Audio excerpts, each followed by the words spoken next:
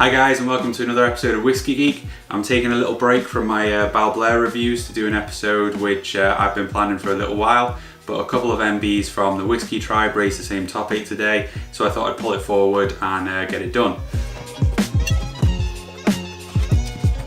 So as I was walking around one of the supermarkets recently checking out what they had on offer, I noticed that they had both of these side by side. So this is the Old Pulteney 12 and this is the new Old Pulteney 12. So Old Pulteney have been doing a bit of a range update and they rolled out the 12-year-old a few months back. Now supposedly nothing's really changed, but I took the opportunity whilst I had the two bottles side by side to do a brief comparison, and at the very least the amount of colouring they're putting in has changed. Now as you can see, there is a noticeable difference in the colour. Hopefully the camera's picking that up reasonably well. The old expression has a bit more of an amber tone, whereas the new one is a bit more muted gold. So at the very least it's a difference in the amount of E150 colouring they're using, but it could also be indicative of a recipe change, the stock that they're using. Now I have tried the old 12-year-old before, and I don't think it warranted some of the praise it was getting. It was a decent enough whiskey, but I've kind of got a suspicion that you need to spend time with it to let the nuances, the complexities really open themselves up to you.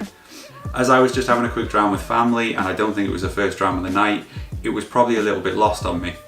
Try and keep these separate so I don't get it confused.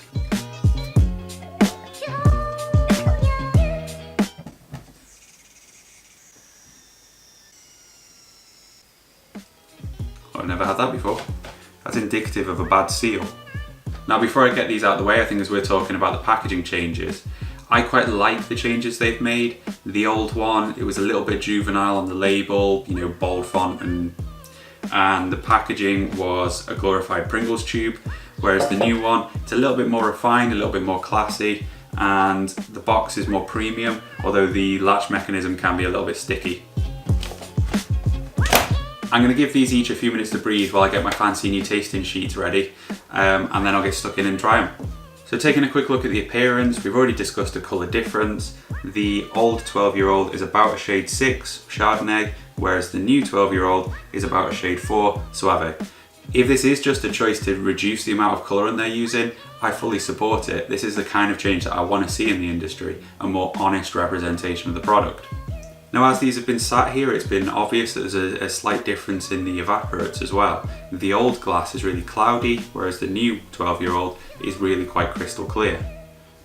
So to try and avoid any confusion, any muddling of the two whiskies, I'll do the nose for the old, then I'll take a breather, then I'll do the nose for the new, take a breather, then I'll do the palate and finish of the old, cleanse my palate, and then the new.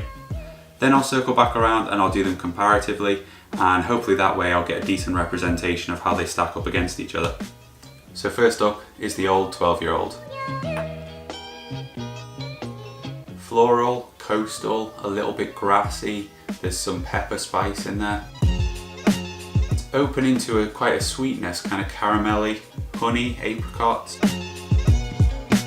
There's a minerality as well, like old slate.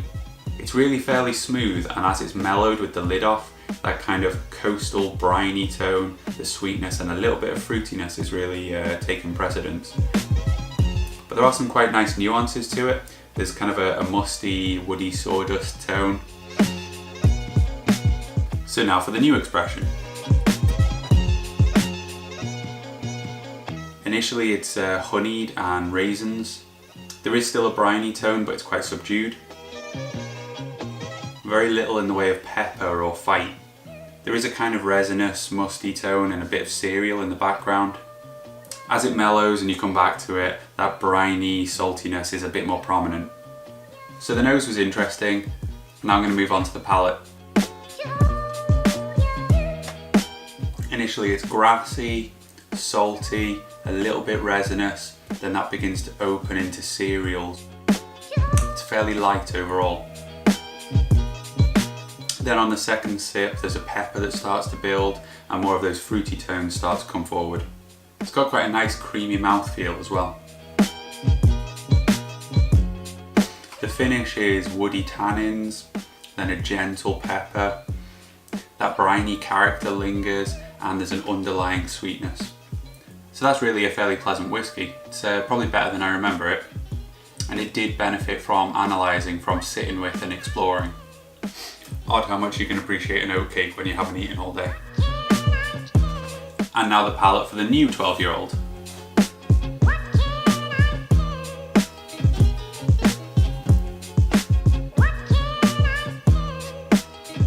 So to start with, there's a really short grassy note and then a salinity, and they're both jumped on by quite a harsh pepper, quite bold. There's a medium prickle, it's quite honeyed, and the mouthfeel is virtually absent, there's very little to it. Kind of feel like it transitions into the finish a little bit early, with that prickle, that astringency.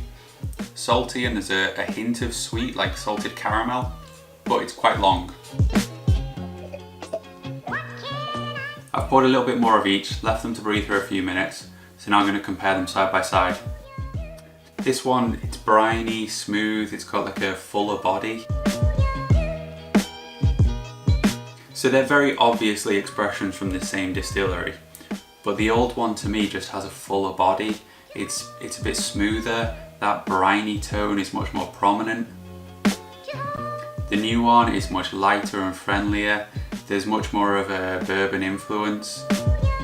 So the old expression for me is a much richer, well-rounded product, whereas the new one is kind of lighter, it's toned down, it's just got less distinct character.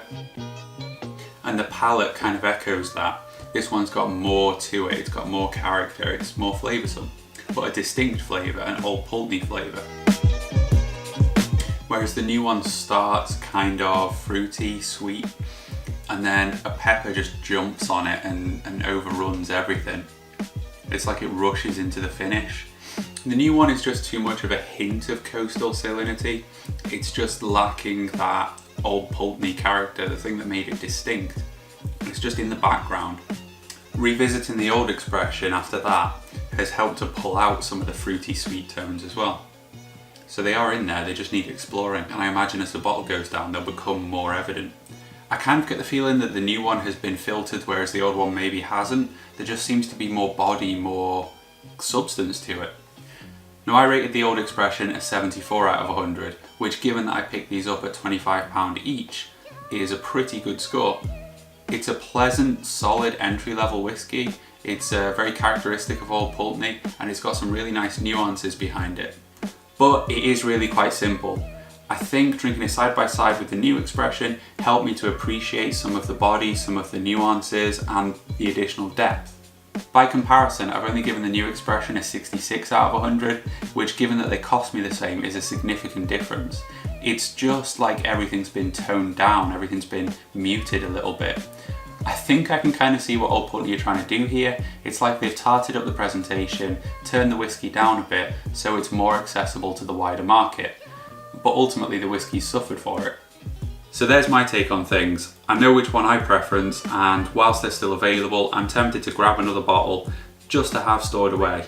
But I really hope this isn't an indication of what Old Pulteney are doing with the rest of their range. If they turn everything down, the fans that they've got who really buy into their particular character are going to be super disappointed. So thanks for watching guys and joining me for yet another little whiskey experiment. If you've enjoyed this video, please give us a thumbs up, drop a comment below and consider subscribing for more of this kind of content. Cheers!